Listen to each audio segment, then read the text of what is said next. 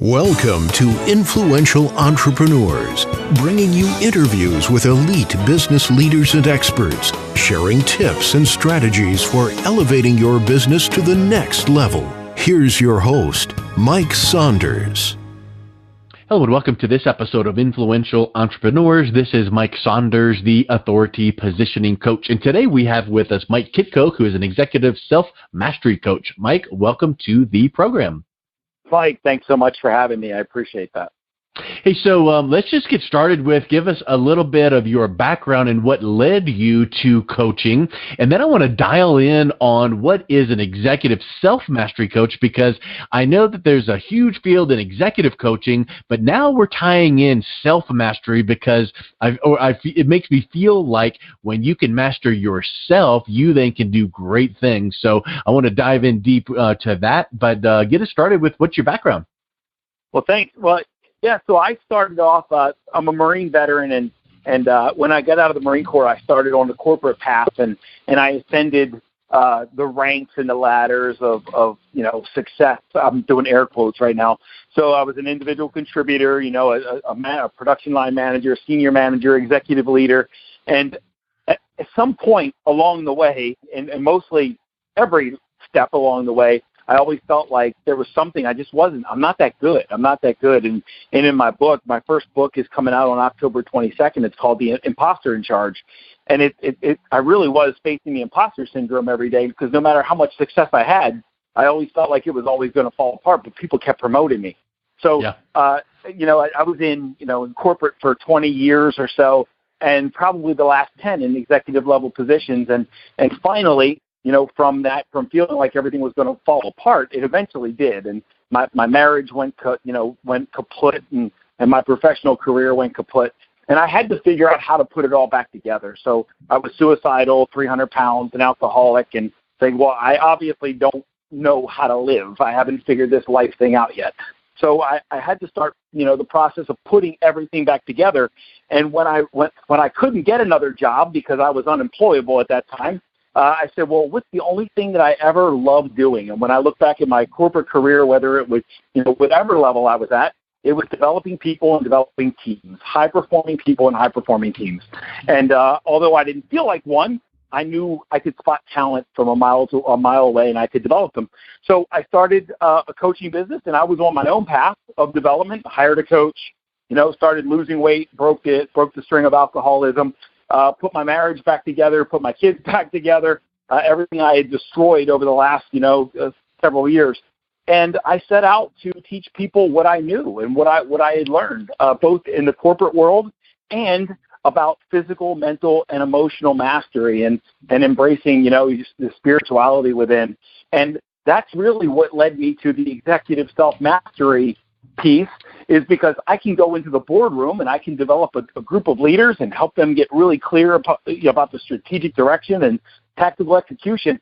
But it always comes back to how powerful the individual feels inside.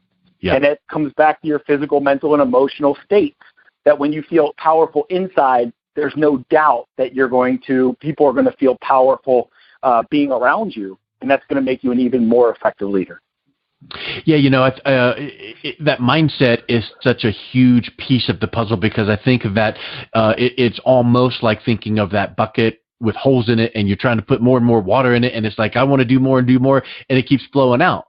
And you need that foundation. You need to plug up the holes, get that mindset right, get that foundation right. Then when you want to patch up a business relationship or anything you want to fill in the blank there, now it's going to be more effective. So I think that you realized that on your own, which was a miracle in and of itself, I'm certain, because when someone starts spiraling down, you tend to not be thinking, externally. You continue thinking internally, right? Yeah, and I would say most, when I was blind to, the world, I'd say living unconscious and blind to the world, I thought all the answers were on the outside, that, hey, as soon as I have more money, or as soon as I have a bigger house, or as soon as I go on another vacation or get another car or a raise or another role, I always sought answers that way. And even when I got those things, I never felt the happiness or the joy or the prosperity that I was surrounded with. And when you start that journey, when I had to hit the reset, and start that journey inward and figure out what the hell was the disconnect inside that was keeping me from enjoying all this stuff. Now, not only did I feel the happiness and peace inside, but everything outside started feeling richer and more enjoyable and more. There was just more excitement about things. And then the damnedest thing happened is when I started my coaching business, when I walk into a room, people can feel that. They can feel that power and that energy, and it's the confidence and it's the courage and it's the clarity that we possess inside. And it literally like moves people to want the same thing or something similar, because, you know, it's whether you love the term or not, you know, it's overused in some circles, but personal power, right? It's that internal power that you feel that really, really connects you with humanity and helps you become the influencer that moves the needle, not just in other people's lives, but in businesses as well. Yeah, it's like, I want some of that. Yeah, no, you feel it. You feel it from, you know, I've been told by some people when I walk into a room, or when someone who's confident and courageous walks, really emotionally courageous, not like, you know, not just hollow courage, you know, blind courage, but emotional courage. When you walk in, to be able to have these tough conversations without wincing, right? Not in judgment, but in love. But when you can feel that person, you can feel their presence, and it's attractive, and people want to be around that. And again, it goes back to that word. You become more influential as a leader and as a role model and as a support system for other people's development. Yeah. You know, when you were given a little bit of your backstory, I'm sure there were like kind of like touch points or mile markers throughout the timeline of your life that you came to realize. First, you have to be aware that I don't like this. What should I do, in advance of you making a decision to do something? So first of all, hey, here's this blueprint to change your life. Well, it might not apply to someone because they haven't become aware that they need to be changed to change yet. So in your life, at what point did you become aware? Now, you've given a little bit of background, but when you became aware, what was the decision that changed the trajectory of your life moving forward? Yeah, holy shit! I was in a chair in my living room, and it's the same chair that I raised my two little girls. I've got right now. They're 15 and 17 years old. And they're the loves of my life. But it's the same chair that I reared them in. When I was just, you know, they'd sit in my lap, and we were just having a good time and watching cartoons, and they'd dance for me. That same chair I was sitting in, you know, in 2016. Right after I got fired from my second, you know, job in 20 months. And I literally was seconds away from pulling the trigger and just ending it all. And I said, what just happened, right? Looking back 5-6 years before that, I thought like the world was right there. It was all there for me. I had the job of my dreams. I had the family of my dreams. You know, my wife had some chemical addiction issues as well, but, you know, I had the American dream, and it just seemed like we were on this great trajectory and this great path. And I'm sitting in the chair where so much happiness and joy was available to me, and I had experienced that with my girls, and I'm sitting there getting ready to thinking about taking my own life. And at that moment, I kind of figured, now I'll say it, you know, they're simple words, but yet they're so powerful for me. That's when I realized that I had nothing figured out. Yeah. That everything that I had ever thought about life was like literally gone in an instant, and said, shit, I don't have anything figured out. I've got to, like, the process for me to actually like increase my personal power, increase my influence, increase my desire to live requires me wiping the complete whiteboard clean and starting from scratch.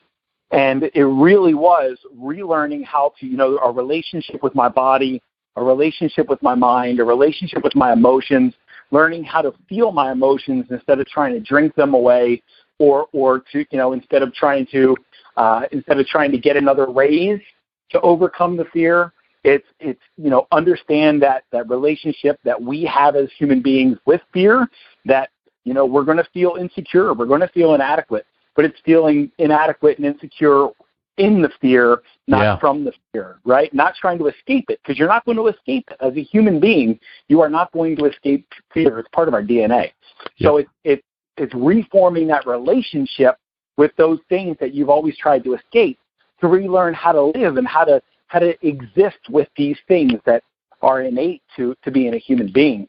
And from there, relearning how to be a human being, then you can start to step into higher and higher levels of happiness and joy and peace and prosperity, and start to enjoy life for all it has to offer, instead of trying to escape those things that scare the crap out of us. Yeah.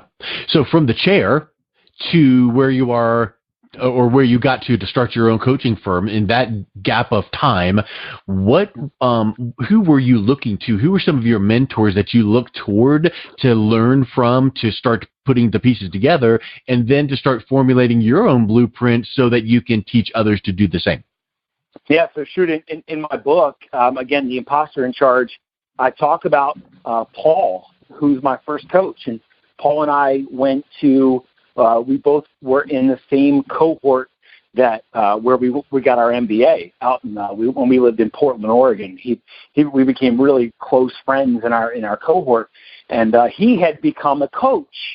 And I had moved to St. Louis. He was still out in Portland, and in the process, he had become a coach. And I was kind of laughing at it from afar. What the hell is a coach? And blah blah blah. Yeah. And so when I had like nothing else in the world and no support mechanism, my wife was in her chemical dependency, and she had hit rock bottom as well.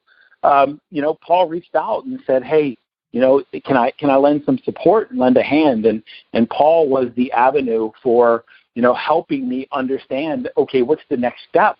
Not what are we going to do in 5 years, but what's the next step to keep you alive? And it really was that, that type of a process of what's the next step? What's the next step? And it started with learning how to, nurture my body, right? Oxygen, water, nutrition, exercise, and rest, and putting those basic elements back into the foundation of my daily practice, and just taking step after that. And from there, once my physical, state was starting to come back to life, and I was starting to feel a little more vital, a little more energy on a daily basis, it was deploying a meditation practice to connect with my mental state and my emotions, and start to bring that back to life. And after that, I was still interviewing with jobs, Mike, for jobs. And luckily, I was the runner-up 4 or 5 times, and if I would have it my way, if I would have had my way, I'd be employed by somebody else right now. And, when no one else would hire me, I decided I had to do something to take care of my family. And that was when I said, what's the only thing? I made that decision. What's the only thing that I ever enjoyed?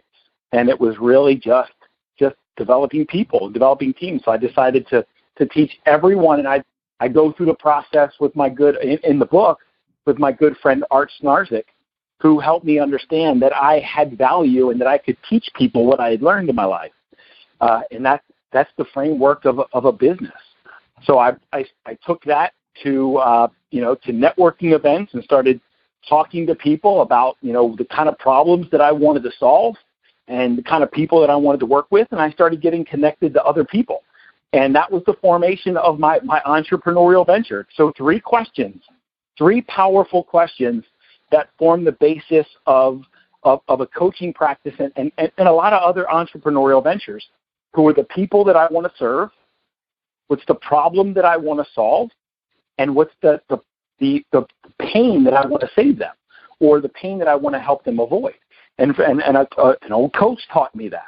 So when you work through those 3 questions, you can start that's the foundation or the formalization of a business. And when you take those 3 aspects, and you start bringing them to the market, there's always going to be people who have that problem that you're trying to solve, that want it solved, that are willing to invest in that thing. So as entrepreneurs, that's really what we are. We're problem solvers. So when we start telling people that problem we want to solve, there's plenty of people who have that problem. Now it's just a matter of connecting with those people. And that's what I did. So I started getting connected to executives, and from doing one-on-one executive coaching, I started getting brought into boardrooms to work with leadership teams. From there, I started coaching coaching courses, a life mastery course, an entrepreneurial mastery course that's available on the website. And from there, I had groups of students going through. Then I started writing this cool book that's going to be released and bringing all this stuff together so that I can impact my mission. My goal is to impact as many people's lives as I can before I take that final exhale when I'm on my deathbed. That's awesome. When you're describing all the types of people you work with, is there a specific, in other words, is there a breakdown? Like I work typically with individuals with life coaching, or I work typically with corporate executives, or I work typically with entrepreneurs to build a business, or is there a good mix of the two? In other words, if someone is listening to this, what is your sweet spot? And I would suspect that you would have a corporate client or an entrepreneurial client that you're going to talk business with, but then there's all of these things, these personal development things, personal power aspects that you're going to bring into that as well. Yeah, I think it all bleeds together. But, if I were to say narrow it down to one person that I really love serving, that probably gets the best from what I had to offer, it's that they probably have a title like CEO or owner of a business or president or vice president, someone in a powerful position. They're sitting there with a powerful title. They're feeling alone. They're feeling empty. They're feeling like they don't know how they're going to keep the wheels on.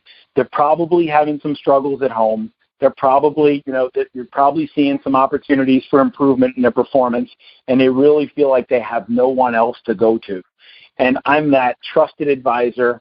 I'm that trusted coach. You're not going to tell me anything that's going to surprise me. I've heard it all. I share the deepest, darkest aspects of myself with the world, Mike. And I had a presentation one time, and I led it this way. My name is Mike Kitko. For 16 plus years, I physically, mentally, and emotionally, and sometimes sexually abuse my wife on just about a daily basis. So I disclose all of my garbage to the world so that people can feel safe and realize that we're all just, we human. All have issues, right? We're all human. And when I lead with vulnerability, that allows people to trust me. And when they trust me, now they can finally feel like they have a support mechanism in the world where maybe just, the day before they felt alone and they felt like they were going to be judged if they told anybody what was really going on under the hood. I want to get to those people because I can make a difference in their lives just by helping them feel normal inside their skin, outside their skin, and in the world, and how we connect with each other, and that we're all inadequate, insecure beings walking around. It's just some of us feel like we can't show everyone else, and some of us, when we just fully embrace all of our imperfections, we feel more normal than people who look and appear like they have it all together.